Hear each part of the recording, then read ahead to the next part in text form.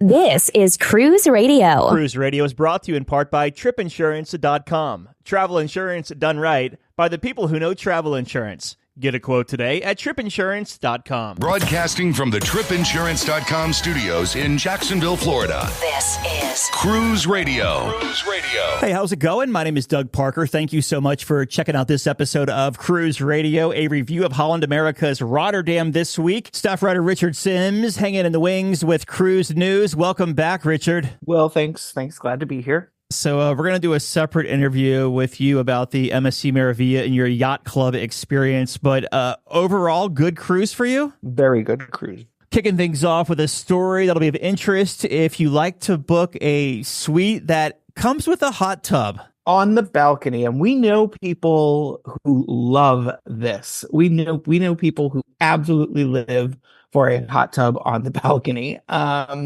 This is sort of a good news, bad news scenario. The good news is that it won't impact most cruisers because most of us probably will never pay the money to have a hot tub on the balcony. Although I did do it once. I never used it, but I did do it once. The bad news is it could impact those of you who like these very expensive suites. It turns out that two different ships have had outbreaks of Legionnaire's disease over the past year or two. And in both cases, they were linked to hot tubs, but not just any hot tubs. On both ships, which were unnamed, the names were redacted from these reports that were released. The source of the Legionnaire's disease was hot tubs that are found on the balcony of, pricier suites. If you're looking at, when you're looking online and you're looking at various suites, sometimes it'll have, and I've seen this on numerous ships, they'll have, as a selling point, big balcony with a hot tub on it. Well, apparently those private hot tubs are held to a different standard than are ones, you'll find by the Lido deck or places like that. The private balconies, apparently they don't get cleaned quite as well, it sounds like. And so both, even though the 12 cases didn't all originate in those balconies, they can all be traced back to that. That was the one common denominator. Now, it's worth noting that, like I just said, it's a very limited number of cases. It's something like 12 in one and I think 8 in the other. It's not like some big epidemic. But Legionnaire's disease is something that, you definitely want to get a grip on and you don't want to have an outbreak on.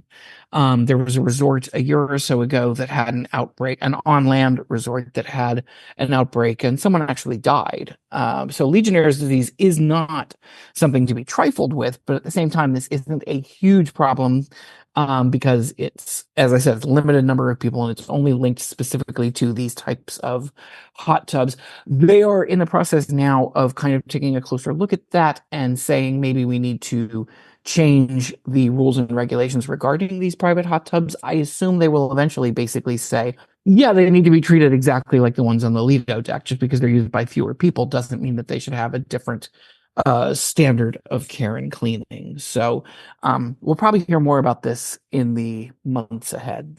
A conversation I had is basically that the water in the hot tubs out on your balcony or in your stateroom or whatever, it's not cycled out as much as they typically are on the pool deck. So that's just, it's stagnant there. And I don't know if you remember this or not, but gosh, it must have been about 2 years ago, 18 months ago. We got a couple of emails from guests who were booked in suites and they were fired up because they paid all this money for this suite and their hot tub was going to be inoperative. So I wonder if those emails we got, remember that. Yeah, I wonder if they were linked to that because it was about the timing lines up, One of the things that interested me, so on Carnival Mardi Gras, I had a suite, one of the balconies that wraps around the whole back, huge balcony overlooking the aft, and it had a hot tub. And as is often the case with these, and there's also some, especially on Norwegian ships, that have a hot tub in the room, like not a hot tub in your bathroom, like your bathroom, your bathtub converts into a hot tub, but an actual hot tub, like in the corner of the bedroom, which always seemed weird to me. But I remember on Carnival Mardi Gras, the hot tub was not filled.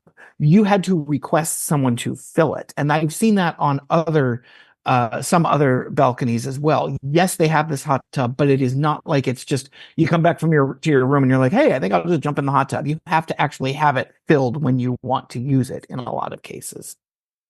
Interesting. Okay, that makes sense. Moving on here then. And Princess Cruises threw an unexpected monkey wrench into the plans of some guests scheduled to embark out of Texas over the weekend.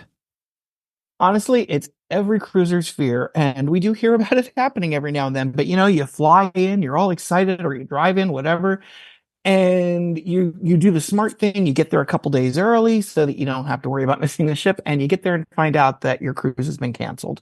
That is what happened to guests who were expecting to be sailing on the Regal Princess right this minute. In fact, they found out a few days before they were set to embark that a maintenance issue needed dealt with. And as a result, the October 27th sailing was canceled. Guests were, of course, given a full refund. They were also given a 25% future cruise credit, which frankly seemed a little skimpy to me. Like, you're canceling my cruise at the last minute. Give me at least 50% future cruise credit. But no, they're getting a 25% future cruise credit. As always, this is sort of like an opportunity for the weekly reminder, or seemingly weekly reminder, cruise insurance, because while they are getting their money back and a 25% future cruise credit, if they flew in or even drive in, whether in advance or the day of, there are probably expenses associated with this that are not, part of your cruise fee, and a decent or halfway decent travel insurance policy would cover those. So as always, I know we sound like a broken record, but honestly, it's for y'all's benefit. Get cruise insurance and don't let yourself get screwed over. And in other news, it's no surprise what Royal Caribbean just announced. Well, they're making a whole lot of money. It's a refrain I never get tired of repeating, but cruising's back, baby, and in a big way. Royal Caribbean's third quarter numbers came in even better than expected, and they were expected to be pretty good. How good were these numbers? Total revenues were around $4.9 billion with a B. A few interesting takeaways. So one of the areas in which they saw growth was pricing on what's called close in demand. In other words, they were getting really like top dollar for last minute bookings, as opposed to situations where, let's say you want to go this weekend or maybe 2 weeks from now, you want to go sailing and you look at the sites and you're like, oh, they're giving these rooms away just to get people on board. They're not having to do that because, you may be able to find some last minute deals, but for the most part, they are getting good prices for even close in bookings. So that's worth noting. And that makes sense, by the way, because one of the other things they revealed during the earnings call was that they're sailing at approximately 111% capacity, which, I don't know that I would consider that ideal if I am on a ship, because I like it to be a little less than, like I like it to be around the 80-90% capacity or lower.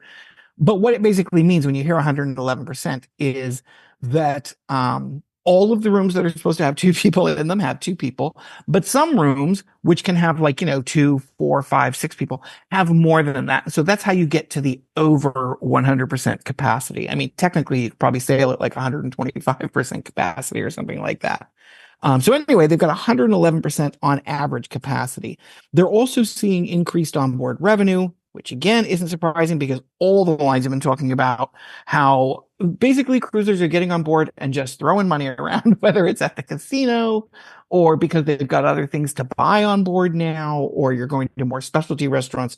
So you combine all of those things, and that kind of explains why they've got, why they're making so much money. And in case you're wondering, looking ahead, their forecast for the future is, well, more money. They're going to be introducing more ships, and they'll be boosting capacity thanks to that, because you get rid of some of the older capacity. And when you look overall, they are definitely planning on making money in the future. And speaking of more money, one Western Caribbean port is looking to make some big changes that could not only benefit the cruise passenger, but also the cruise lines. Definitely. Over the past few years, the Cayman Islands has seen a pretty substantial drop in the number of ships and passengers visiting. And they've talked in the past about, they want more money from us, and they want to, maybe consider boosting the port tax, this, that, and the other thing. But now they're kind of looking at it a little bit differently. So one of the politicians there is suggesting that a great way to bring back cruise ships and passengers is to allow the casinos to remain open while docked. Now, anybody who's been on a cruise to various ports knows that generally speaking, when you pull into port, the casino is closed and it doesn't reopen until you're back out in international waters. That is usually, not always, but usually due to local gambling laws, local rules and regulations. And, obviously the goal is closing the casino, cuts down one of the major things that you do when you're hanging out on board. So you're more likely to get off the ship, go into port and spend your money there. This is especially true if you're visiting a port that happens to have local gambling. They would rather you come off the ship and do your gambling there. But now they're realizing that maybe by letting the casinos keep or letting the cruise ships keep their casinos open, this might be a good draw to get the ships back. This is not, anywhere near confirmed. There's a long way to go before this happens, but it's sort of connected to the fact that they are pouring a lot of money into a new cruise terminal in the Grand Caymans, which in and of itself is kind of controversial. As is, there's always the locals who don't want to see more ships coming. They don't want to see over tourism. So there are sides that are crusading to get this port built or terminal built, and there are sides that are trying to protest it. But as this is all going on, they're looking at ways to make themselves attractive to the cruise lines again, because if they're even thinking about building a new terminal, they need to make sure they have money coming in and ships coming in that will bring tourists who will spend their money there. Well, and the whole thing stems from tourism dropping 30% from cruise ships. But if you recall, weren't they the ones touting, we're having too many cruise ships, we're going to limit them, we don't need passengers? And also, one of the last cruise ports in the Caribbean to open up during the restart, which it put a lot of cruise companies in a hell of a bind trying to find other ports. So when they did their schedules for the following year, they just kind of left them out. Yeah, it's sort of a perfect storm of circumstances that came together to create this. And they're sort of looking at it now and saying, oh, crap, we are leaving a whole lot of money on the table. Mm-hmm. It's not even getting to the table. It's going, it's going like in the cracks under the table. It seems like it could be a nice balance for the casino players, plus people who may want to stay a little bit longer. I assume so, although it is worth noting that I've spoken to many, many people about this. Even on my last cruise last week, there was a lot of talk about it. It is increasingly difficult to get those cruise casino deals because, they don't have to. When you're sailing at 111%, you don't need to throw money at gamblers to get them on board because you've got people on board. Usually, a lot of the cruise casino deals that you see are on ships that aren't sailing at full capacity or during times of year where there's, fewer people, and they're like, hey, let's get them on board, because even if we give them the stateroom, they're going to be spending money. They're going to spend it in the casinos. They're going to spend it in the restaurants. We know that. That's why we make them this offer. But even those are getting, tighter now that the cruise lines are making so much money. I was talking to a woman at the Buffalo slot machine, which I know you don't like, but I love. And she was telling me that she's already put in $4,000 was her spend. And so she had the points to back it as well. And so I messaged her. I was like, hey, how did that work out for you? And she said, I got a coupon for $100 free play credit and 10% off my next cruise. That's dipping in $4,000 of your own money. So I think you're right when you say MSC was really interesting. On their casino, on their slot machines, they had these little advertisements that said, when MSC says free, we mean free. And it said, earn 9,999 points and we'll give you a free casino. Oh my gosh. And I was like, oh, okay, let's start working toward this. Well, I love the casino and I do a fair amount of gambling. I think at the end of the week, I had like 1,300 points. A sad story down in the Bahamas. A cruise vacation took quite the tragic turn following an accident. Yeah.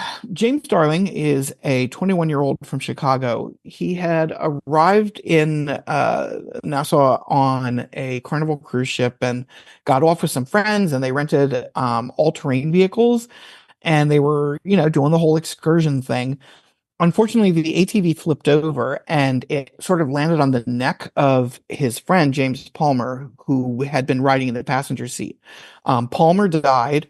And when the authorities arrived, they smelled sort of marijuana wafting off James Darling. So they, searched him, and they found about 9 grams of weed. He was arrested and pled guilty to possession. That ultimately, there were some things going on that ultimately resulted in a $40,000 bail bond and a future court appearance. Last we knew, he was still there hoping to raise the bail money. Family members had apparently launched a GoFundMe page to help pay for his travel expenses and his legal expenses. But as far as I can tell, that has now been removed from GoFundMe. I don't know why, whether it had to do with the legal circumstances. Yeah, he's out now. He's back home. And so he has to wear an ankle bracelet reportedly. And then early next year, going back for his court date. If he stays, out of trouble, everything's dropped. If not, he could be charged $500 and then also serve a little bit of time. So watch yourself out there. Alaska, the region, is about to get a little more crowded with 2 more cruise lines. Yeah, honestly, it kind of feels as if the cruise industry is daring Alaska to do something about over-tourism. So, very recently we talked about the fact that for quite a while, Juneau has been eyeing the possibility of cutting back on the number of cruisers or limiting the number of cruise ships. They had something on their most recent ballot proposing basically that no cruise ships be allowed to arrive on Saturdays. That was voted down ultimately. But we're seeing more and more of this type of effort in not just Alaska, but, other ports around the world that kind of feel like maybe cruising is creating a lot of over-tourism issues. So on the heels of this, we got news over the last week or two that 2 different cruise lines are going to be sailing to Alaska for the first time. MSC is sending the Poesia, if I'm pronouncing that right. Well, whether I'm pronouncing it right or not, that's the ship that they're sending. And Virgin Voyages, their not yet rolled out ship, the Brilliant Lady, will be doing Alaska. Both of these ships will not be heading to Alaska until 2026. I think the real surprise here, it's not so surprising about MSC because MSC is slowly but surely, trying to get into the major markets. That's why they sail out of New York City now year round, which I love. I'd love to see Virgin do that as well.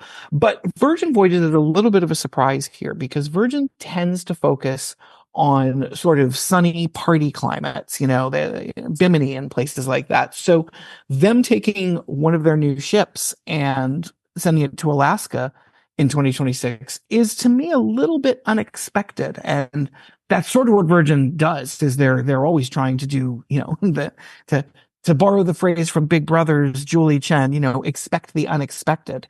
That's almost becoming Virgin's tagline. So I think that's a little surprising. MSC, not at all, because this is a big market that they want to crack into. But like I said, it will be interesting to see how this impacts the overall sort of battle that's brewing between some of these small Alaska communities and the cruise lines. It's wild. Well, welcome home, Richard, and we'll have to check in a day or two once you get all settled and get a review of your MSC Meravia cruise. So, as always, thanks for stopping by, bud. Always glad to be here. Have a tip or a lead on a news story? Let us know. Email tips@cruiseradio.net. A big question we get at Cruise Radio is, how do I know if I need trip insurance? Simple answer. If you're getting on a plane, taking a road trip, or getting on a cruise ship, you need to have travel insurance. Hey, it's Doug Parker from my friends at tripinsurance.com. Not only does tripinsurance.com protect your vacation investment, but it also gives you peace of mind in case anything were to go wrong on your trip. How do they do it? They offer 3 different types of trip insurance policies. Good, better, and best. One policy for every vacation budget. But it doesn't just stop there. They're up to 40% lower when you shop around on other comparison sites. Plus, tripinsurance.com offers 24-hour customer support before, during, and after your trip, online claims assistance, and travel alerts to let you know what's going on at your destination. But find out for yourself. Check out tripinsurance.com. Just back from a cruise? Let's talk about it. Email Doug@cruiseradio.net. Greg just returned from a Norwegian Fjords cruise aboard the Holland America ship Rotterdam, and he joins us on the line. How you doing, Greg? All right, thanks. I'm glad I can finally be on your show. For sure, yeah. Super excited to talk about this one. You're up in the Minnesota area, so before we get to the ship itself, we'll take a step back. Give me some pre-cruise thoughts. What made you want to take this one? Well, originally I was looking for a cruise for myself and my wife. I mean, I'm always looking. But I've been on Holland America before, we have, and I saw this one going to the Norwegian Fjords for a really good price. So we thought about it. I plugged my kids into the equation, and this was the year before, but they didn't charge me for the kids either. So we went and booked it for all of us. Like I told you before the recording, though, my wife has had some anxiety troubles over the last few months, especially since we've had some travel problems in the past here, the recent past. So she wasn't up for it. I came up with the idea of maybe possibly trying my first solo cruise, and she allowed me to do so, and I thank her for that. And yeah, I ended up going on this originally family planned vacation just solo. So this cruise left out of Rotterdam, so you had to fly into Amsterdam, though, and take that transfer. Did you do any pre-cruise time either in Amsterdam or Rotterdam before the cruise? No, I had a little bit of, I eventually made it into Amsterdam, but I fly for an airline, so I was trying to non-rev over there, and I had some difficulties. I ended up being tired, so as soon as I got to Amsterdam, I just went to the hotel, and they allowed me an early check-in. I had to pay a little extra for it, but I just crashed for a few hours, and when I woke up, I had the option of either exploring the airport area, because I was at the airport Hilton, which is a nice airport for a stay there, or possibly taking the train into Amsterdam, although I decided I'd just leave that for another vacation in the future. I hear you. Same thing happened to me a couple of weeks ago. I had a 13-hour layover in Tokyo, and I was ready to hit the ground running. But after that 15-hour flight from Dallas, I'm like, you know what? I'm going to get a transit hotel and just crash for a long time until my next flight. Yeah, usually the night before. I don't want to do too much or haven't done too much prior to the cruises. Yeah. Just relax beforehand and just get ready for the vacation. So you stayed right there at Schiphol at the Hilton at the airport there, and you had to get to Rotterdam. Is there a train or is there a cruise line transfer? How does that work? Yeah, there is a train. I opted for the transfer that Holland America offered. I did that kind of last minute, so I basically didn't get any instructions on where to meet or what time to meet, so I kind of had to figure that out on my own. It wasn't too tough, though, because eventually after I woke up that morning, David Cruise just went out looking for somebody that would be looking for other passengers that were planning to go on Holland America, and I did find someone with the Holland America sign. He just directed me to this meeting point at 10:30 the next morning, so I basically figured it out. So you make your way to the Rotterdam cruise terminal, which is a fairly nice terminal. How was the embarkation process once you got there from the curb to the ship? It was pretty smooth. They had two separate lines, one for the regular folks and then another line for their, I don't know what they call their loyalty program offhand, but for their loyal customers. I think it's called like the Mariners Club, maybe, or something. Yeah, that's it. Gotcha. What were your first impressions of Rotterdam, and have you sailed this class before? I have. The year before last, we were on New Statendam. Mm-hmm. So it's basically the same ship the Rotterdam is. There are just a couple of small differences I noticed, like one extra bar I found, the Crow's Nest coffee bar that was shaped a little differently, but obviously no huge differences and nothing for the worse. You make your way to your stateroom. What kind of stateroom did you book on this 7-night Norwegian Fjords cruise, and how was it throughout the 7 nights? It was great, good enough for me. I would prefer a balcony, but originally booking this for 5 people, we're limited to just the 5+ cabins. So this was a family ocean view. It was a totally booked cruise, so I couldn't switch cabins. I didn't really need to or want to, though. Because that was very spacious for just myself and just a great cabin. Does Holland America have, on the Rotterdam, do they have plenty of USB plugs and regular plugs? Definitely on these newer ships. There's, especially if you're by yourself, you've got more than you need. Yeah, for sure. What do you think of the bathroom space-wise? So on this cabin specifically, the great thing about it is there's 2 bathrooms. One's equipped with a sink and a bathtub shower combo. And the second one has a sink and just a stand-up shower. Okay. So if you are traveling with a family, I mean, basically two people can get ready in the shower at the same time, or the showers, I should say. What deck was this cabin on? Deck 1, the lowest deck for the passengers. Gotcha. So that's the same deck that there's that art gallery and the conference center and all that is there. Was there any noise issues either of course you're over a crew area at that point, so like below you or above you or side to side? In the hallway at times there were, but in the cabin I really didn't notice the sound. It really didn't bother or disturb me. Let's talk about the food on the Rotterdam. We'll start at the Lido Marketplace, the buffet. How was the food quality and any big crowds there during your cruise?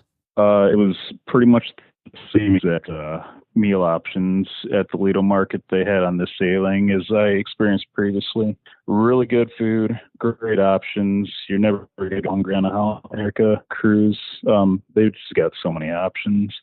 The only thing they get limited on is the seating at times, especially at the high capacity times for that area, when people are trying to just get off at port just prior to that, it gets hard to find a seat.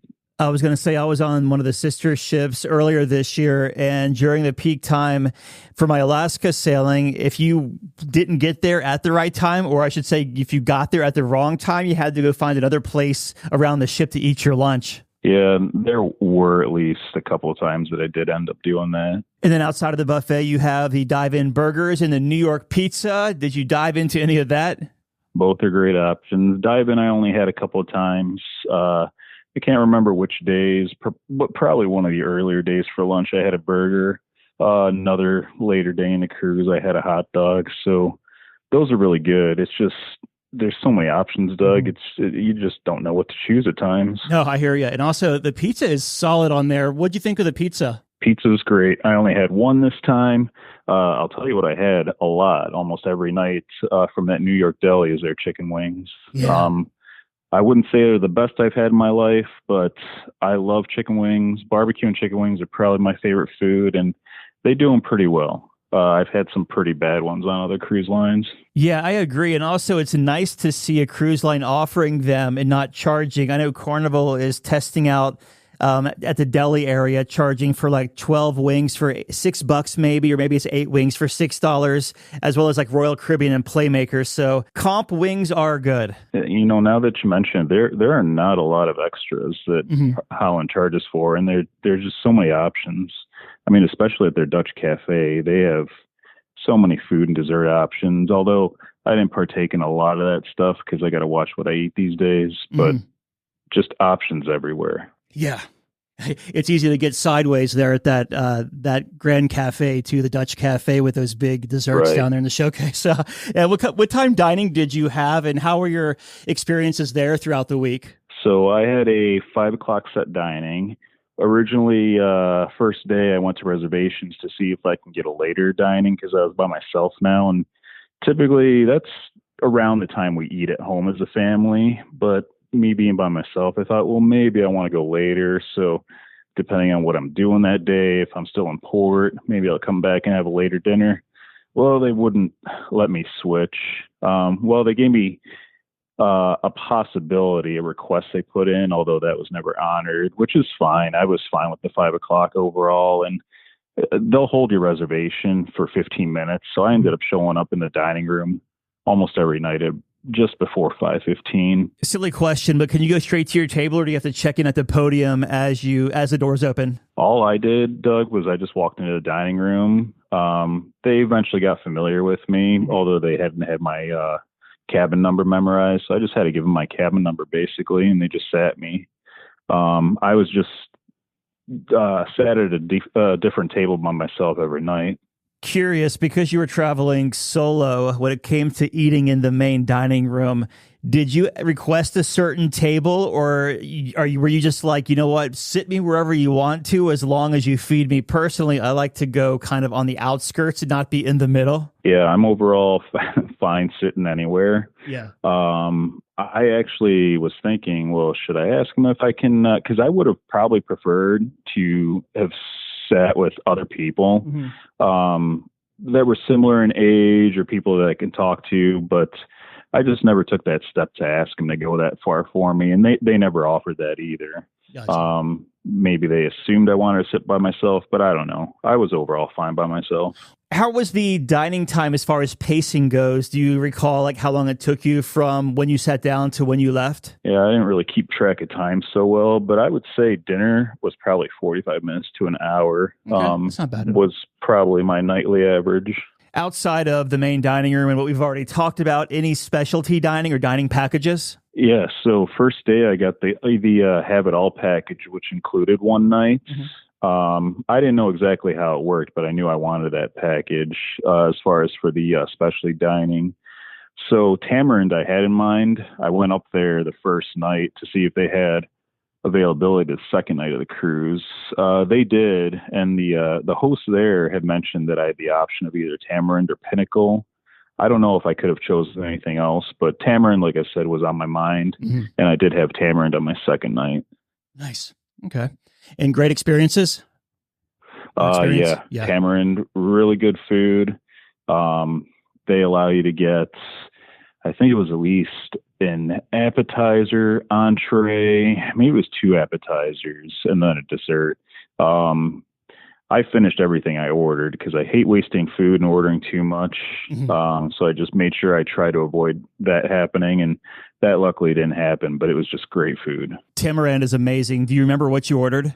I got this red curry, I think it was, chicken, and that was all right, but I preferred the appetizers. I got out these skewers of different meats and the shrimp, especially on there. They were these jumbo shrimp. They were just phenomenal. How was the entertainment and programming on your sailing? Yeah, they had the typical trivia that I've seen on almost every cruise I've been on, what they call game shows, and those I really get into, especially trivia. So daily, I think I was going to 2 trivia events. Every night they would have this game show, with the exception of their orange party night. I don't believe they had a game show that night. Well, actually they did, now that I think of it. It was a crew members versus passengers music trivia. I guess they consider their game show that night. What kind of shows did they have in the theater? As far as the shows, I think that's where Holland America's lacking a little bit. On this cruise, I went to see the comedian. Gosh, I can't remember his name. His nickname was Cheeky Boy, though, I believe. He was pretty funny, but we'd experienced some of their shows on a previous cruise, at least a couple, and their shows need a little bit of help, in my opinion. Some of the other cruise lines, especially Royal Caribbean, they offered just some of these phenomenal Broadway shows that you'd expect to buy like $50 tickets for in a major city, and those are included in your cruise fare. Holland would just need a little bit of help in that area, I would say. Jumping just a little bit ahead here, when you were going through the fjords in Norway, did they have folks on the PA system narrating what you were seeing and going through? Yeah, definitely, but I unfortunately missed all that. Gotcha. They offered those presentations, video presentations, audio presentations being hosted by somebody. And some people I met had done that stuff, although I don't know what I was doing at those times, but obviously not partaking in those presentations. It sounds like cleaning house at trivia. Possibly. They give out these tulip rewards now, and I guess these are new to Holland America. I ended up scoring 5 of those. Nice. I gave one away to a couple that I met at one dinner because I don't think they had won one, and I see them at trivias a lot, and I didn't win those by myself. I joined a family that was happy to have me after I asked if I could join them the second night of the cruise when I saw them at trivia. That's awesome. How about the sea days as far as crowds and congestion? Sea days weren't too busy, it didn't seem. Some of the common areas, like the pool areas, did get busy at times, although I only went into the pool one time this whole cruise. Other cruises, it would be a daily thing, but I just never got around to it, really. Norway always has amazing weather. When you sailed, was it on the cool side? Yeah, it was cooler. Manageable, though. I mean, I was going outside with my GoPro, taking videos, just in a T-shirt, and I was pretty comfortable for at least 5 to 10 minutes, no problem. Some of the mornings, though, especially when we got into the fjords, when they opened up the bow of the ship to go start looking at the fjords. Some of those mornings were pretty chilly and you had to kind of bundle up. Otherwise, you couldn't really handle more than 10 minutes. I want to back up and go to the entertainment again because the casino and the Music Walk area are right above each other. Did you spend any time in Music Walk during the cruise? I didn't spend a lot of time in the Rolling Stone Club. I spent more of my time in the, what was across from that, the billboard on board. That's where they hosted most of the trivias. They didn't seem to do dueling pianos there in the Billboard Club. They did have a piano player, though, and he was there almost nightly at some point. I did see him a couple of times. And how was the smoke situation in the casino? Casino was fine. I didn't take note if actually there were a lot of smokers. I didn't notice a lot of smokers, and probably for that reason, no smokiness, no smell of smoke. Yeah. At least that I noticed. And I was there the second before the last day. That's when I finally started spending money in the casino, and I never noticed it, or it never bothered me. All right, let's go cruising. So you leave Rotterdam, you're heading to your first port of call. What was your first call, and what was your highlight there? Yeah, so the first port after our first sea day was Oslo. Oslo was the biggest city, obviously, on this sailing. Very busy, lots of stuff to do. If you hadn't pre-planned anything, you can probably easily find something to do in Oslo. They've got a pretty well-known opera theater there. I don't know the exact name of it, but you can actually climb up it and get to the top of it for a pretty good view. I ended up doing that at the end of my day prior to going back to the ship. But beforehand, I did a bike tour, and that I actually waitlisted on prior to the cruise, and I actually got a spot on it. So I was pretty happy for that, because with the Have It All package that I got, that included $100 towards an excursion. So that one I think cost about $125. It cost me $25 then with that package. We stopped at spots like the Royal Palace there in Oslo. There's another well-known park, Vigeland Park. I don't know if the guy's name is Vigeland. I assume it is, because I think it's named after him. He had done a whole bunch of sculptures that were interesting to see, and it's just a beautiful place. So I'd say either, for me, the bike tour overall was my highlight, but that Vigeland Park was pretty beautiful. That is a really cool area. How far would you say that is from the cruise ship? Yeah, as far as kilometers or miles, I'd say you can probably walk there, but it's going to probably take you maybe upwards of 30 at least to 45 minutes of walking. Okay. Because I think it was just shortly past the Royal Palace. And after the bike tour, I had walked into the busier downtown area just to look around, see all the shops. And I had actually walked back almost to the palace. And previously we had biked over there. All right. So after Oslo, what was next? Kristiansand. That was the very next day. That was a similar city. Not as busy as Oslo was. Not as many tourists. And you can probably get away if you hadn't pre-planned anything there, at least walk around and seeing things. I had no plan in Kristiansand, and I just started by walking the town. I originally walked past some scooters and had contemplated renting a scooter, but I decided I would just go for a long walk, and I ended up getting into something that I didn't even expect. To the western part of Kristiansand is this nature area called, and I don't know if I'm going to pronounce it right, Banahea, and it's really, really nice for hiking, walking around. They've got pools of water in there, small little ponds or lakes, whatever you want to call them, that I had contemplated dumping in and going for a swim, but I wasn't wearing swimming trunks, and I didn't want to go for a pretty long walk back to the ship, soaking wet after that. So I just settled for a hike walk. Do you use any apps like All Trails looking for places to hike? No, but I've heard other people that have used that, and that's probably an app I should get. Definitely worth a download. Super intuitive and user-friendly, too, very much so. So after Kristiansand, where'd you go? Eidfjord. the first port where we actually started going through the big, tall mountain fjords. Another good one. What did you do there? If you don't pre-plan, not too much. There's a couple of small shops there. You do have an option of picking up something, although you're kind of limited. So I didn't have a plan. What I had looked at beforehand is in Eidfjord, there's the Voringfossen waterfall. That's a pretty big, popular waterfall. Mm-hmm. So they had a bus service, a couple of them. I think I paid around $40 US for the ride up there. The only thing that I wish was a little different was once we bussed up there, they gave us 45 minutes, which wasn't really plenty of time.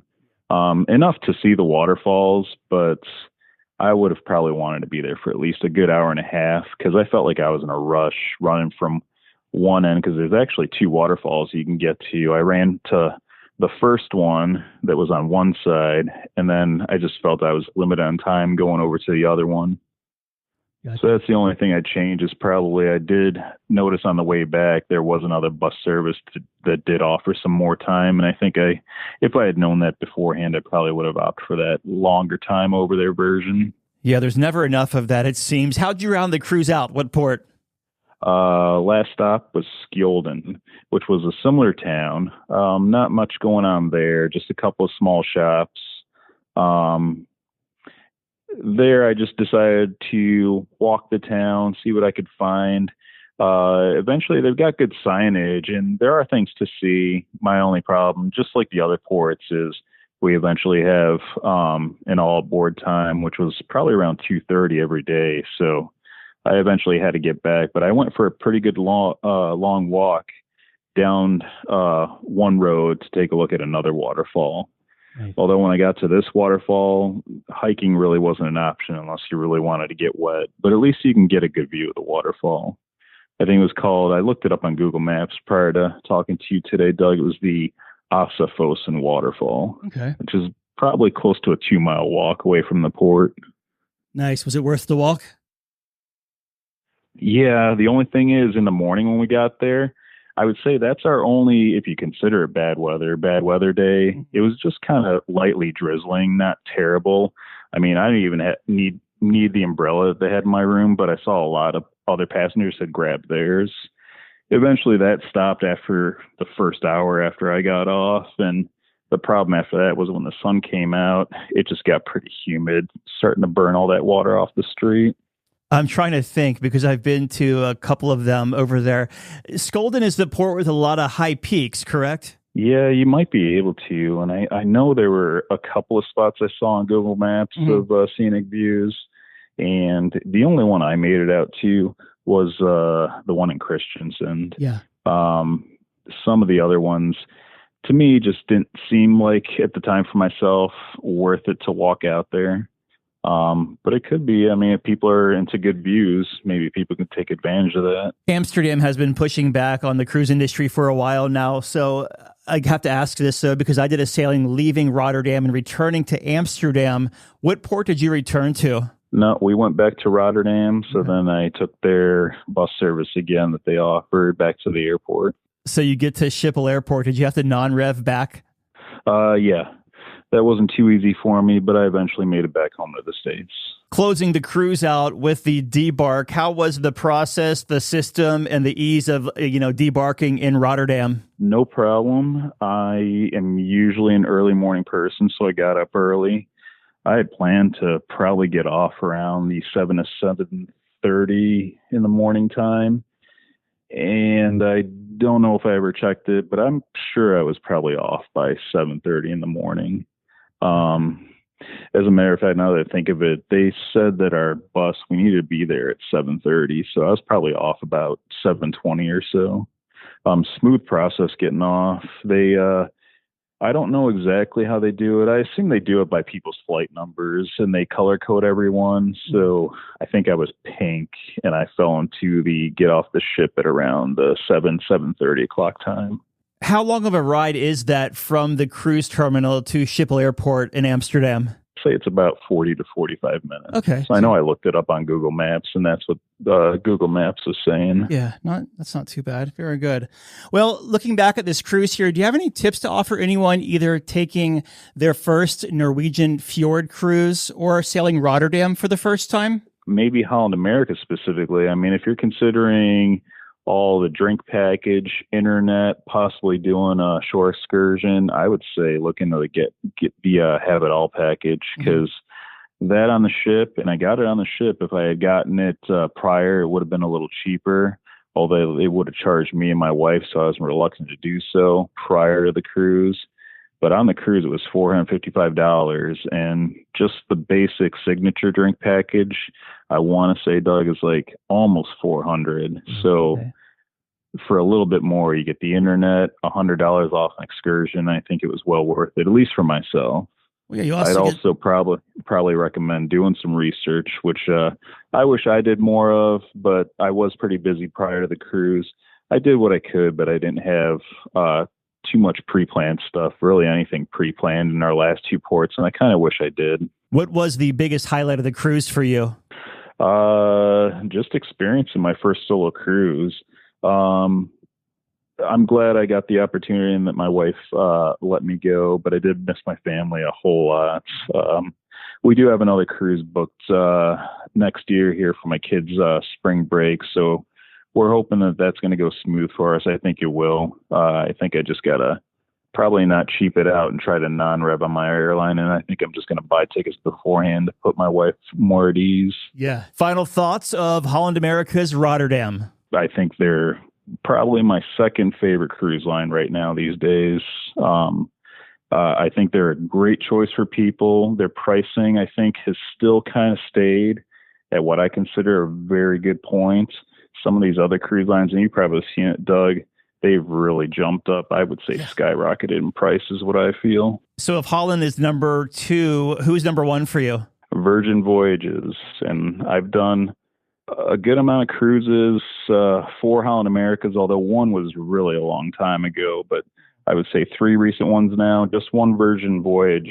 And I know that's my favorite cruise line out there. We've been talking with Greg about his 7-night Norwegian Fjords cruise on Holland America's Rotterdam. Greg, thank you so much for sharing your vacation with us, bud. No problem. Thanks, Doug. All right, Dougie, let's see what we got for you, buddy. Cruise Radio is produced at the tripinsurance.com studios in Jacksonville, Florida. Get cruise news, ship reviews, and money-saving tips every Thursday on Cruise Radio. If you've enjoyed this episode, please subscribe to the show. If you want to help spread the word, give Cruise Radio a 5-star review. Find Cruise Radio where you listen to your favorite podcast or online at cruiseradio.net. I'm your announcer,